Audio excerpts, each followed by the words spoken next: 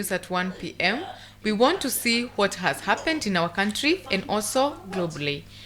This is the first news item. President William Ruto's tour of the Western region's counties on Tuesday, and he is set to visit Vihiga County. The president, who is set to launch more development projects as well as meet residents, is accompanied by local leaders and Prime Cabinet Secretary Musalia Mudavadi, who hails from the county. The head of state is on a 5-day tour of the Western region counties, where he has pledged to revive sugar companies from his previous Meet the People tour.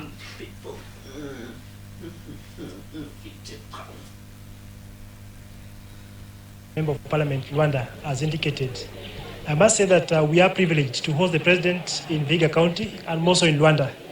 It's good to note that since Rwanda was established, we've never had a visiting president. So President Ruto is going to be the first sitting president who will be visiting Rwanda for the first time. And therefore we are excited, we are privileged to host him.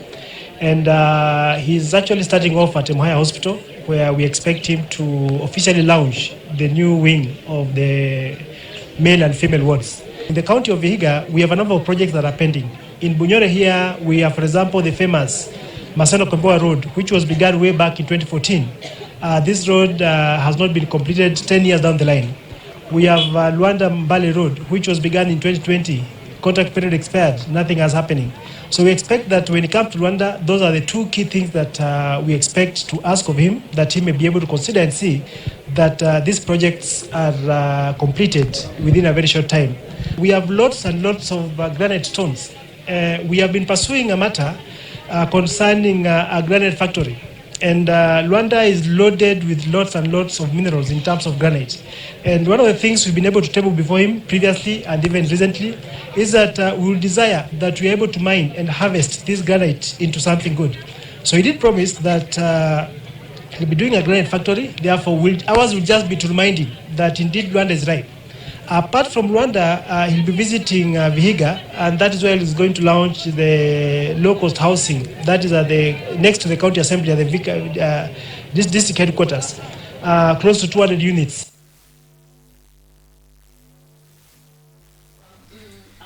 Now, I hope now we shall have all good connections for the country through our president. On to our next news item. The nationwide recruitment by the Kenya Defence Forces continues on Tuesday, August 29th, 2023. The recruitment exercise started on Monday, August 28th, and will run for a total of 10 days.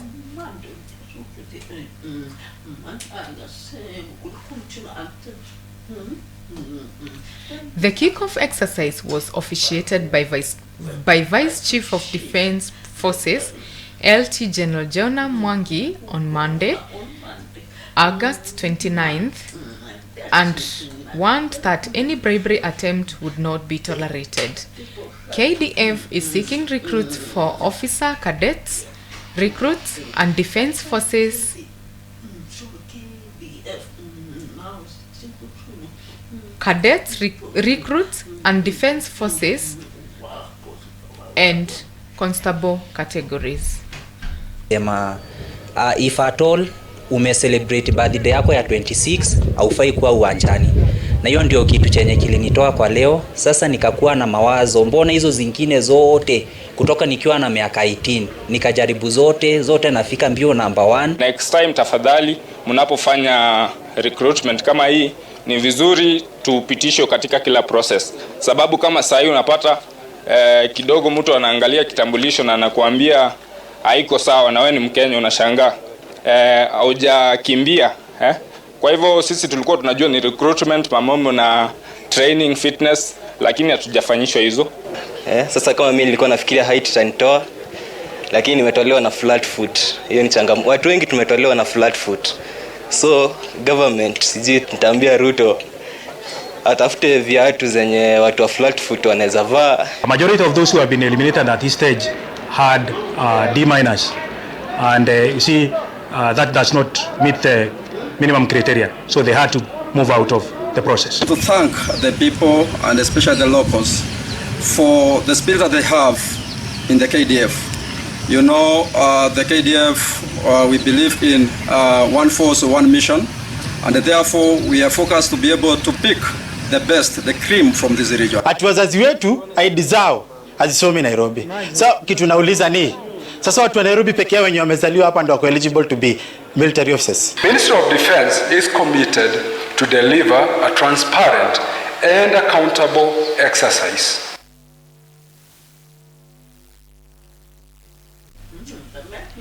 On to our next news item. The Teacher Service Commission and tutors unions have signed a deal that will give teachers a 7 to 10% pay rise.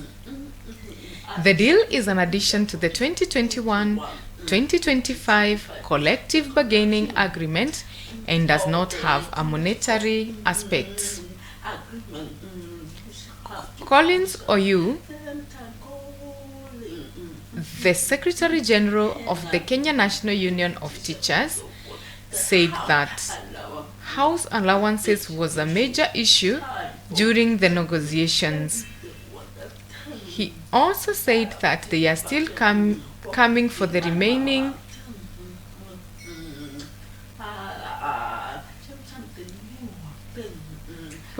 50% of their demand and that they will not take it for granted. The new pay will be effective immediately in August salary with the backdated to July.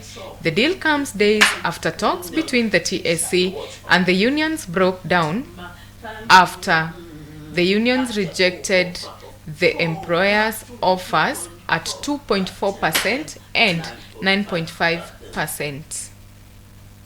The public teaching service are earning house allowance under cluster 4 category. These are teachers stationed mainly in rural areas. The new salary structure shall be implemented immediately in the August payroll and arrears backdated to 1st July 2023. We assure our teachers that they will get their pay by the end of this month. As a commission, we want to have a motivated, ethical, and globally competitive teacher. And that's why engagement is very clear. It is to take care of the well-being of our teachers. The parties have agreed on having technical committees to be addressing the issues which exist between the employer and the union from time to time. So these ones will definitely make the smooth transition from banging tables to social dialogue. Cumulatively, a big chunk of the teaching fraternity, and I mentioned over 80%, is there to smile out of what has been signed today. We have scored 10%. We are waiting for 50%. Now, teachers, it's your time. And for sure, the time is now. I need connections with you people. The next news item, the state, through the new Kenya Cooperative Creameries, is set to build a 750 million milk processing plant in Narok County to boost milk productivity and farmers' income. Cabinet Secretary in charge of the cooperative and micro, small and medium enterprises, Simon Chelugui, made the announcement on Monday in a farmers' meeting held in a Narok hotel and attended the Narok's Governor Patrick Ntutu and County Commissioners Isaac Masinde. He said the state aims at wiping out middlemen who exploit farmers by buying their produce at a very low cost and later selling the milk at almost a double price. Hence, causing the farmers to incur huge losses. In this regard, the CS directed the new KCC chairman, Mr. David Minor, and Chief Executive Officer Nixon Sigei to oversee the sale of milk in the country even before processing plant is built, so that farmers are no longer exploited. All our processing plants, KCC included, 4.5 million liters per day. As we speak today, we are processing 1.5 million liters per day. Our national production of milk today is 5.2 billion liters per year. Our target as Kenya Kwanza is to grow this production to 10.2 billion liters per year. We as a Ministry of Cooperatives and the national government will partner, and we commit ourselves through our new KCC and also our cooperative officers to work with the county government of Narok to increase production, to work on better farming techniques, and even to support them in marketing their produce. The plant that we are proposing to do in Narok will be on a 30-acre land, which has been graciously given to us by the county government to new KCC. Our total investment on this plant will be 700 million shillings. We expect to process and bulk 100,000 liters of milk per day here in Narok. From next week, they will be announcing a price of milk. And we have already told our farmers that once we put a price of a liter, which we are saying it must be more than 50 shilling, then no farmer will be selling their milk less than 50 Kenya shilling as we now build our factory. The factory will, of course, address so many issues, and many of our youth will also get employment. We are looking at, once we finish this factory, we'll get 1,000 people who can work directly in this factory, indirect and directly. On to our next news item. A rapid soil testing campaign has been rolled out in 9 counties of Western Kenya region to sensitize smallholder farmers on the importance of soil testing for improved agricultural products. The United States of America International Development Agency funded Feed the Future Kenya Crops and Dairy Market Systems targets 100,000 smallholder farmers from Homa Bay, Bungoma, Kakamega, Kisii, Migori, Kisumu, Busia, Vihiga, and Siaya counties. Speaking on Monday during the launch of the campaign in Kakamega County, the KCDMS Deputy Chief of Party, Judy Odongo, said already more than 30,000 farmers have tested their soil that seeks to establish the soil's acidity or alkalinity levels in order to adapt sustainable and environment-friendly farming practices. Working very hard, but most of the time they don't get the benefit of their sweat. So to me, this exercise that's happening today across the county is going to be very important for our farmers to know the healthiness of their soils. And we hope by not only knowing, we expect that after knowing their soil healthiness, it will also be an opportunity for the farmers to go ahead and treat the soil. And this being done with our partners, the USAID, who have also partnered with our private practitioners also doing the same. And we are also very thankful that the KCSDMS and the team that have really come out strongly, the USAID team, to really look at the issue of soil, and we're looking at the food security of the county and the nutrition. We are being supported by the World Bank to do registration of all farmers in the county so that we also have data. And out of this data, it will be easy to know how many farmers we have reached and what kind of value chains are they engaged in. We are partnering with the county to promote soil health practices, sensitize farmers on the need to test their soils to understand what are the ingredients there, what is missing, so they know how to treat their soils ahead of the planting season. We are hoping that this is going to yield a bumper harvest in the next season. Preliminary tests have shown the soil's pH is between 4.5 to 5.8, an indicator that most of our soils are acidic. We've been able to supply even lime to most of the farmers who have an acidic soils, and in that way they have already shown an interest to know that their soils are bad and the yields are already seen. Na pia kama tunaweza shirikiana na county government of Kakamega hapo tunasema inaweza kusaidia, maana tunategemea ukulima na tunategemea ndio chakula yetu, na hapo ndio penye sisi tunaelimisha hata watu wetu ya kwamba wainvest kwa kulima, manake bila hivyo hatuwezi pata chakula.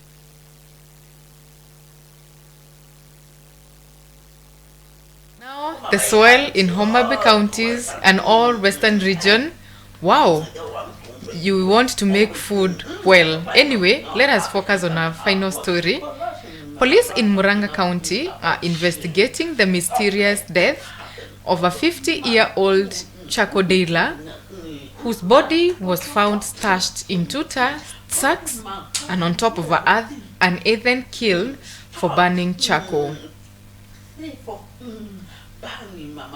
The deceased, Patrick Maura, was a well-known figure in the area and was known to travel from village to village buying trees to burn for charcoal. His body was found on Monday morning on the land of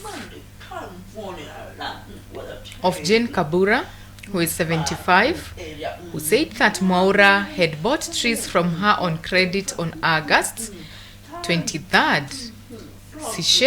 She said that the trees were worth 11,000, while the rest of the money came from sales by her two sons. Detectives say that they are investigating the possibility that Maura was murdered, committed suicide, or died accidentally after getting into the sacks and sleeping on top of a burning kiln.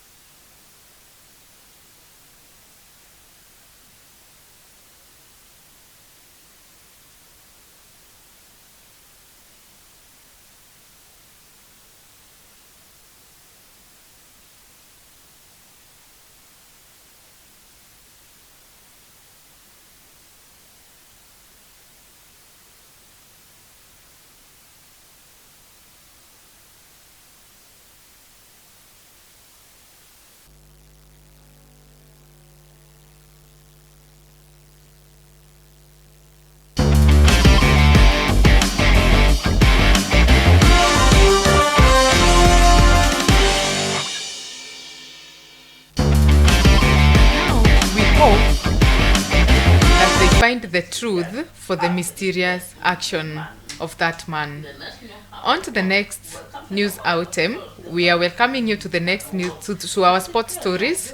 The first sports item: Kenya's wheelchair basketball president Alfred Simiyu Barasa is optimistic that the team will perform well at the next month's Para-Africa's Games in Accra, Ghana.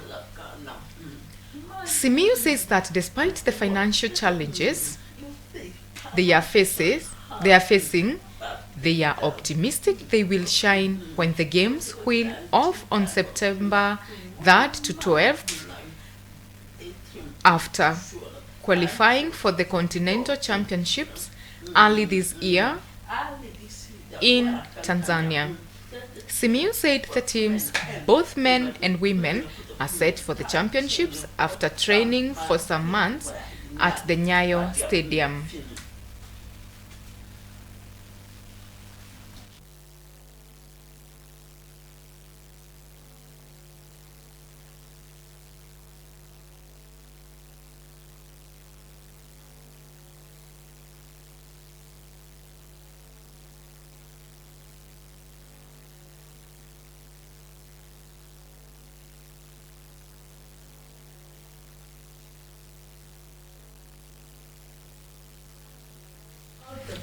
All the best to the wheelchair players and the team who will participate in that.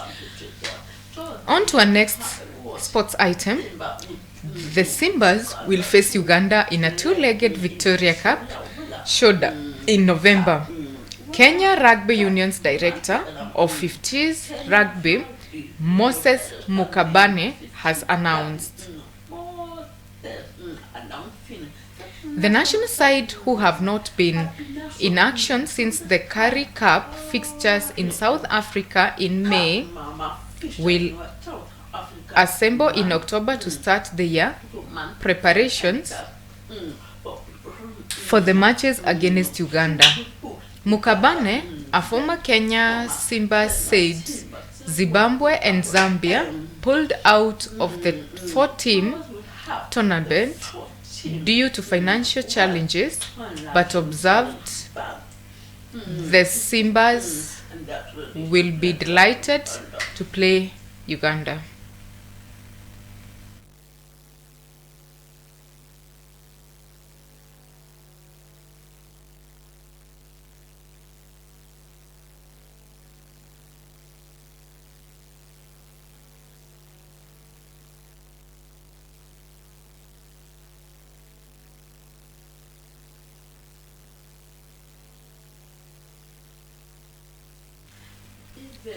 Now, even with the financial challenges, they are still sure they will participate in that match.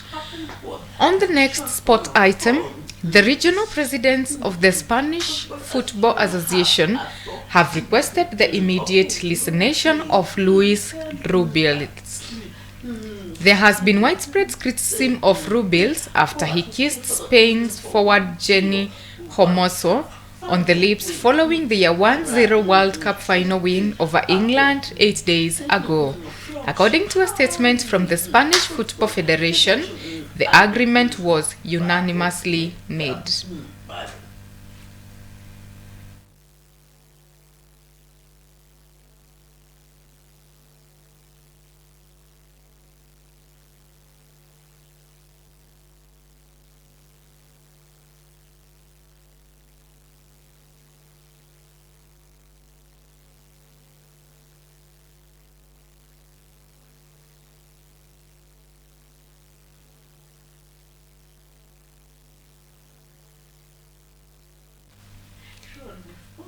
We are sorry, before that, it was not Germany, but it is Spain. Sorry for that mistake. That is all for today. Thank you so much, viewers, for watching Science TV. Please do not forget to follow us on our social media handles, YouTube, Facebook, Twitter, and also you can find us there. My name is Fidelis, and have and enjoy your lunch hour. That is my sign name, and my interpreter voicing is Anne Wairimo.